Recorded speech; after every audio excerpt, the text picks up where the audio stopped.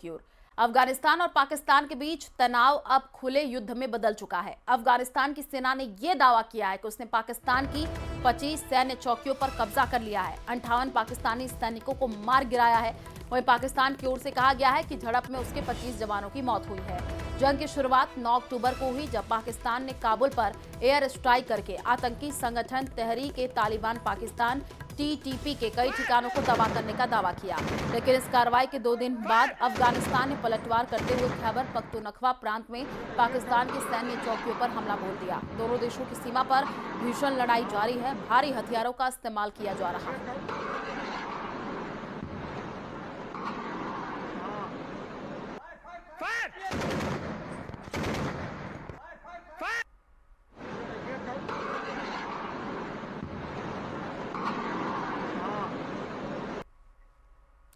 पाकिस्तान के लाहौर के मुरदके में गाजा शांति प्लान के विरोध में चल रहा प्रदर्शन खूनी संघर्ष में बदल गया है। कट्टरपंथी संगठन तहरीक-ए-लब्बैक पाकिस्तान के चीफ मौलाना साद रिजवी को 3 गोलियां लगी हैं। उनके भाई अनस भी गोलीबारी में घायल हुए हैं। 10 अक्टूबर से चल रहे विरोध में TLP ने दावा किया है। पुलिस फायरिंग में अभी तक 250 से ज्यादा कार्यकर्ता और नेता मारे गए हैं, जबकि 1500 से अधिक लोग घायल हैं। तो देखिए तस्वीरें आई है जो कि आपको स्क्रीन पर दिखा रहे हैं। ट्रंप के गाजा पीस डील पर पाकिस्तान में हंगामा हो गया है। 48 पुलिसकर्मी के भी मारे जाने का दावा है।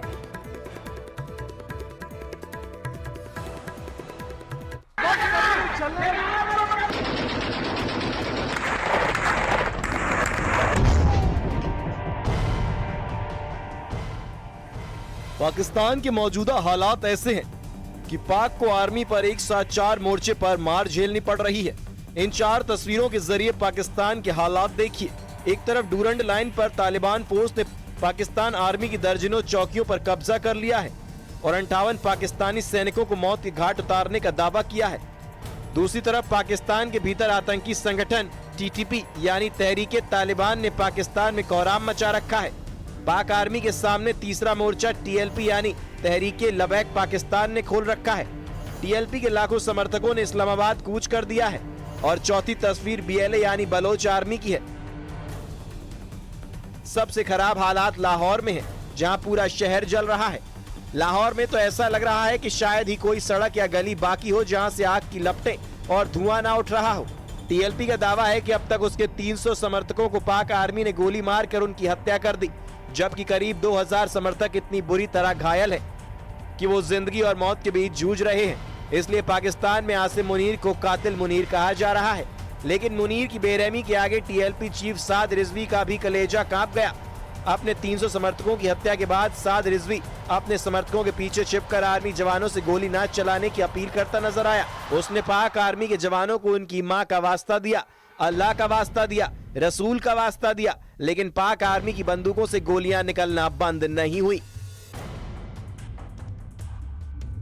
पाकिस्तान हमारा है, हम तुम हमारे भाइयों, जाओ वापस चले जाओ और उनसे कह दो हम गोली नहीं चला सकते, हम इनको नहीं मार सकते, जाओ, मैं तुम्हें अल्लाह का वास्ता देता हूँ, वापस चले जाओ। पाकिस्तान में मुनीर की फौज सिविलियंस को कैसे बेरहमी से मार रही है, इसकी लाइव रिपोर्टिंग खुद TLP के एक समर्थक ने की। ये कह रहा है कि AK-47 से गोलियां चलाई जा रही हैं। पाक आर्मी ने इतना मारा है कि लाशें उठाने के लिए हाथ कम पड़ रहे हैं, जगह कम पड़ गई है। TLP का ये समर्थक पाकिस्तान के लोगों से सड़क पर उतरने की अपील कर रहा है। सुनिए। का टाइम हो रहा है और फजर के टाइम पूरा मन मार्च के ऊपर स्ट्रेट फायरिंग की जा रही है। यहाँ पे स्नाइपर चलाई जा रही है, यहाँ पे AK-47 का इस्तेमाल किया जा रहा है। इस बीच पाक आर्मी के एक जवान के दावे वाला एक वीडियो वायरल हो रहा है। इसमें एक शख्स ये दावा कर रहा है कि वो पाक फौजी है और उसे पाकिस्तानी आतंकी संगठन TTP ने अगवा कर लिया है। वो शहबाज शरीफ और मुनीर से अपील कर रहा है कि TTP की मांगे मानकर उसे जल्द से जल्द छुड़ाया जाए। सुनिए। लाहौर जा रहा था और मुझे तहरीक-ए-तालिबान पाकिस्तान ने सीपेक से पकड़ लिया और मुझे एक महफूज जगह में मुंतकिल कर लिया। काबुल में हुई एयर स्ट्राइक के 24 घंटे के भीतर TTP ने बदला लेते हुए करीब 60 पाकिस्तानी सैनिकों को मार गिराया। इसके अलावा खैबर पख्तूनख्वा के डेरा इस्माइल खान जिले में एक पुलिस ट्रेनिंग सेंटर पर भी TTP लड़ाकों ने हमला कर दिया, जिसमें 2 लड़ाके मारे गए और 3 पुलिसकर्मी घायल हुए। सऊदी अरब पाकिस्तान और अफगानिस्तान के बीच सीमावर्ती क्षेत्रों में हो रहे तनाव और झड़पों पर चिंता व्यक्त करता है। सऊदी अरब आत्मसंयम बरतने तनाव बढ़ने से बचने और संवाद और समझदारी अपनाने का आह्वान करता है, जिससे तनाव कम करने और क्षेत्र की सुरक्षा एवं स्थिरता बनाए रखने में मदद मिलेगी। Bureau report, news 18।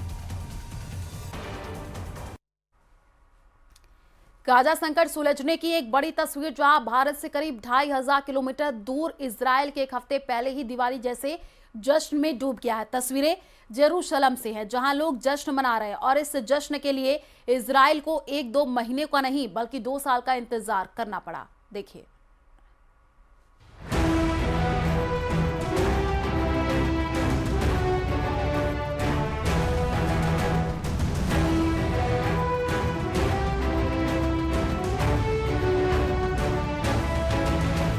ये तस्वीरें जेरूशलम की हैं, जहां लोग जश्न मना रहे हैं और इस जश्न के लिए इजराइल को 1-2 महीने नहीं बल्कि 2 साल का इंतजार करना पड़ा। 738 दिन बाद इजराइल में जश्न की वजह उन बंधकों की नर्क से रिहाई है, जिन्हें 7 अक्टूबर 2023 को हमास के आतंकियों ने हमला करके कैद कर लिया था। दरअसल अमेरिका के राष्ट्रपति डोनाल्ड ट्रंप की पहल पर इजराइल हमास समझौते को 3 चरणों में लागू करने का फैसला किया गया है। पहला चरण आज पूरा हुआ, जिसमें हमास ने इजराइल के बंधकों को रिहा किया और उनके शवों को वापस किया। बदले में इजराइल ने भी अपने यहाँ अलग अलग जेलों में बंद करीब 2000 फिलिस्तीनी नागरिकों और सैनिकों को रिहा किया। समझौते के दूसरे चरण में गाजा से हमास की वापसी के साथ ही इजरायली सैनिक वापस देंगे। अमेरिकी राष्ट्रपति ने इजराइल की संसद को संबोधित भी किया और बंधकों की रिहाई को बड़ी कामयाबी बताया। वहीं इजराइल के प्रधानमंत्री नेतन्याहू ने संसद को संबोधन के दौरान ट्रंप को इजराइल के सबसे बड़े सम्मान देने का ऐलान किया। After 2 harrowing years in darkness and captivity, 20 courageous hostages are returning to the glorious embrace of their families, and it is glorious. 28 more precious loved ones are coming home at last to rest in this sacred soil. I have submitted your nomination to be the first non-Israeli recipient of the Israel Prize, Israel's highest award. As to that other prize, just a question of time, you'll get it. But I want you to get the Israel Prize. इस बार हुए समझौते को अंजाम तक पहुंचाने के लिए और कामयाब बनाने के लिए खुद अमेरिका के राष्ट्रपति डोनाल्ड ट्रंप इजराइल पहुंचे। अमेरिका से इजराइल पहुंचे ट्रंप का स्वागत करने के लिए खुद इजराइल के प्रधानमंत्री बेंजामिन नेतन्याहू एयरपोर्ट पहुंचे और गर्मजोशी से स्वागत किया। यही नहीं, इजराइल की संसद में भी ट्रंप का जोरदार स्वागत हुआ। जैसे ही ट्रंप इजराइल की संसद में पहुंचे, सभी सांसदों ने खड़े होकर उनका स्वागत किया और जमकर नारे लगाए। Bureau report, news 18। वहीं कर्नाटक सरकार में मंत्री प्रियांक खड़गे आरएसएस को लेकर के एक बड़ा बयान दिया है। उन्होंने कहा कि आरएसएस और तालिबान दोनों की विचारधाराएं मिली जुली हुई हैं। हर तरह का कट्टरवाद तालिबान की तरह है। प्रियांक खड़गे ने मुख्यमंत्री सिद्धरमैया को पत्र लिखकर के सरकारी संस्था, सार्वजनिक खेल के मैदान और मंदिरों में सभी आरएसएस गतिविधियों पर प्रतिबंध लगाने की मांग की है। देखिए।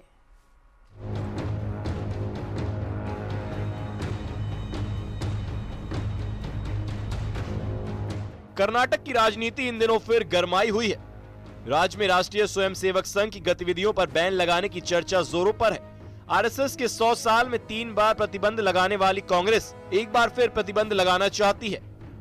ताजा प्रतिबंध कांग्रेस अध्यक्ष मल्लिकार्जुन खड़गे के बेटे प्रियांक खड़गे की सलाह पर कर्नाटक में लगाया जा सकता है। कांग्रेस अध्यक्ष मल्लिकार्जुन खड़गे के बेटे और राज्य के मंत्री प्रियांक खड़गे ने सीएम सिद्धरमैया को एक खत लिखा है। खत में उन्होंने सरकारी परिसर में आरएसएस की गतिविधियों पर बैन लगाने की मांग की है। खत में लिखा गया है कि सरकारी स्कूलों और कॉलेजों के परिसर, मैदान में आरएसएस को कार्यक्रम आयोजित करने की अनुमति नहीं दी जानी चाहिए। खत में यह भी कहा गया है कि सार्वजनिक पार्कों और धार्मिक ट्रस्ट द्वारा संचालित मंदिरों में भी आरएसएस के कार्यक्रम नहीं होने देने चाहिए।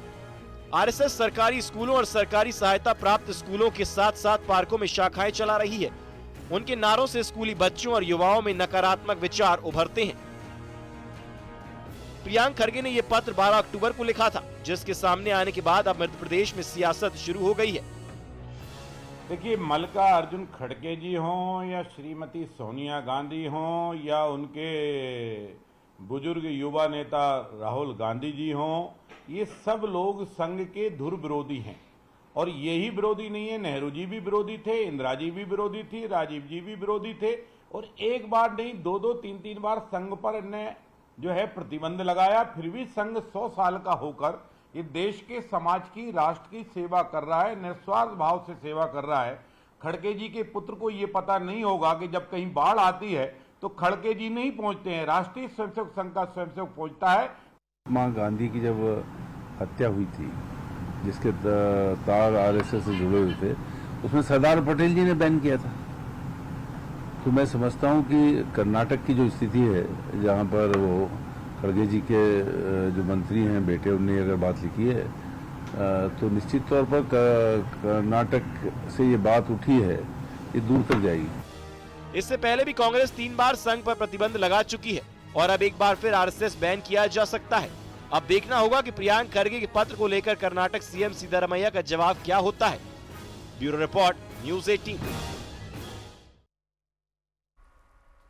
और अब बात महामंडलेश्वर जो है आत्मानंद गिरी के बयान की करेंगे, जिन्होंने मुसलमानों को लेकर के एक बड़ा बयान दिया। महामंडलेश्वर ने मुसलमानों को कालनेमी बताया है। उनका कहना है कि मुस्लिम समाज अपनी बहन को बहन नहीं मान सका, वो दूसरे समाज की बेटियों को कैसे बहन मान सकता है। हिंदू बेटियों को मुस्लिम समाज के कालनेमी युवाओं के समाधान रहने की जरूरत है। ये लोग कहते कुछ और है और करते कुछ और है।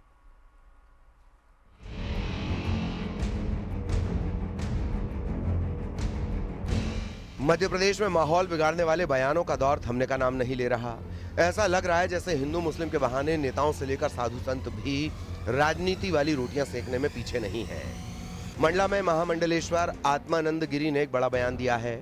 मुस्लिम समाज पर निशाना साधते हुए महामंडलेश्वर ने कहा कि जो समाज अपनी बहन को बहन नहीं मान सका, वो दूसरे समाज की बेटियों को कैसे बहन मान सकता है।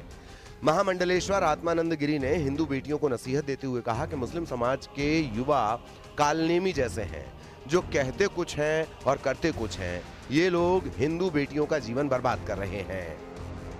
जो मुस्लिम समाज अपनी बहन को बहन न मान सका, जो मुस्लिम अपनी बहन से निकाह कर लेता है, वो समाज की किसी भी बेटी को बहन कैसे स्वीकार करेगा। मुस्लिम समाज अपनी खुद की बहन के साथ मामा की बेटी, चाचा की बेटी, दादा की बेटी, बुआ की बेटी, सबके साथ विवाह कर लेता है। अतः वो कभी भी हमारी किसी भी बहन को अपनी बहन नहीं मान सकता। भारत की संपूर्ण बेटियां सावधान रहें, ये कालनेमी हैं, जो कहते कुछ है करते कुछ हैं। महामंडलेश्वर आत्मानंद गिरी के बयान पर अब एमपी में सियासी माहौल गर्मा गया है। बीजेपी का कहना है कि जिस तरीके से पहचान छिपाकर हिंदू समाज की बेटियों को शिकार बनाया जा रहा है, उस लिहाज से धर्म गुरुओं की चिंता लाजमी है। उधर कांग्रेस ने महामंडलेश्वर के इस बयान का विरोध किया है। देखिए, जिस तरह से लगातार नाम पहचान छुपाकर हमारी बहन बेटियों का जीवन खराब करने की घटनाएं सामने आई हैं, लव जिहाद की घटनाएं एक साजिश के तहत सामने आई हैं, ऐसे में विभिन्न धर्मावलंबियों की चिंतित होना स्वाभाविक है। साथ ही सामाजिक संगठन भी इन मामलों में चिंतित हैं। तो जो लोग लव जिहाद करवा रहे हैं और साथ ही जो राजनीतिक दल ऐसे जिहादियों का समर्थन करते हैं या संरक्षण करते हैं, उन्हें इस मामले पर ध्यान देना चाहिए। साधु संतों का काम है समाज का मार्गदर्शन करना, लेकिन इस तरह के विवादित बयानों से उन्हें बचना चाहिए। आपसी सौहार्द बनाने की जगह उसे बिगाड़ने की कोशिश क्यों की जा रही है। Bureau report, news 18। और संभल में 80 अवैध मकानों को नोटिस देने पर एसपी सांसद बर्क ने अधिकारियों को चेतावनी दी है। बर्क ने कहा कि सरकारें बदलती रहती हैं, अधिकारी अपने विवेक से काम करें। वहीं बरेली में नगर निगम ने 27 परिवारों को 15 दिन के अंदर घर खाली नहीं करने के बाद एक्शन की चेतावनी दे दी है। अब मुस्लिम परिवार आई लव मोदी और आई लव योगी के नारे लगा रहे हैं। ये रिपोर्ट देखिए। संभल में सरकारी तालाब की जमीन पर कब्जा करके बनाए गए मकानों पर बुलडोजर कार्रवाई करने की तैयारी चल रही है। संभल में 80 अवैध मकानों को नोटिस देने पर सांसद जियाउर रहमान बर्क ने निशाना साधा है। उन्होंने कहा कि अधिकारी सरकार के इशारे पर काम कर रहे हैं, लेकिन सरकारें बदलती रहती हैं, इसलिए अधिकारियों को अपनी मर्यादा में और अपने विवेक से काम करना चाहिए। जो भी अधिकारी कर रहे हैं वो सरकार के इशारे पे इस प्रकार के काम को कर रहे हैं, और इस ऐसी सरकारें बदलती रहती हैं। कभी देश के अंदर जहाँ संवैधानिक प्रथा है तो वहाँ पे कभी ऐसा नहीं है कि एक ही पार्टी की सरकार 50 और 100 साल तक चल जाए। वक्त के हिसाब से बदलाव होता रहता है, तो इसलिए इस प्रकार की गलत कार्रवाई नहीं करनी चाहिए जिससे कि लोगों का दिल दुखे और लोगों के घर नहीं टूटे, लोगों के जज्बात और अधिकारों को तोड़ने का काम किया जा रहा है। बरेली नगर निगम में भी 27 परिवारों को नोटिस थमाया है, जिसमें 15 दिन के अंदर घर खाली करने को कहा गया है। नगर निगम का कहना है कि ये सभी घर निगम की जमीन पर बने हुए हैं। करीब 27 लोग हैं, 27 मकान मालिक हैं, जिन पर आरोप लगाया गया है कि इन्होंने नगर निगम की संपत्ति पर जो कब्जा किया हुआ है और अब से नहीं दशकों से कब्जा किया हुआ है। लेकिन इन लोगों का क्या कहना है, इनसे हम खुद बात कर लेते हैं। क्या नाम है आपका? कार्ड है, आधार कार्ड है, पहचान पत्र है, दुनिया की चीजें हमारे करने हैं, हम क्यों ये करेंगे? और क्या नाम मोदी जी से और उनसे ये कहा जाए कि हम ही रहेंगे, हम जाएंगे कहीं नहीं। नगर निगम की ओर से नोटिस दिया गया है, वहीं मुस्लिम परिवार रहम की गुहार लगा रहे हैं। क्या कह के गए हैं अधिकारी लोग, आपसे बताइए। हमसे ये कह के गए हैं 15 दिन के अंदर नोटिस दे गए हैं, बिना नाम का नोटिस, नाम नहीं था उसके ऊपर, हमसे नाम लिखवाया उन्होंने, हमसे जबरदस्ती अपना नाम हमने लिख के दिया और एक हमारे दरवाजे पे लगाया, एक हमें दिया नोटिस। उन्होंने बोले 15 दिन के अंदर ये खाली हो जाना चाहिए। लेकिन अधिकारी लोग कह रहे हैं, जो कि इसमें लिखा हुआ है कागज में, कि आप लोगों पूर्वजों ने दशकों से इस सरकारी जमीन पे कब्जा कर लिया था। नहीं, ये खान बहादुर की जगह है और उसकी क्या कहें बब जगह है हमारी। बरेली के 27 परिवारों ने अब आई लव मोदी और आई लव योगी के नारे भी लगाए। यही कहना चाहेंगे, आई लव योगी, आई लव मोदी, बस। और हमने उनसे कोई शिकायत नहीं। आगे से मोदी जी को, योगी जी को भाई वोट जाएगा। उन्हीं के जरिए से हम लोग रह रहे हैं और उन्हीं के जरिए ये घर मकान रुके। आज से समझो सरकार सारी उन्हीं की है।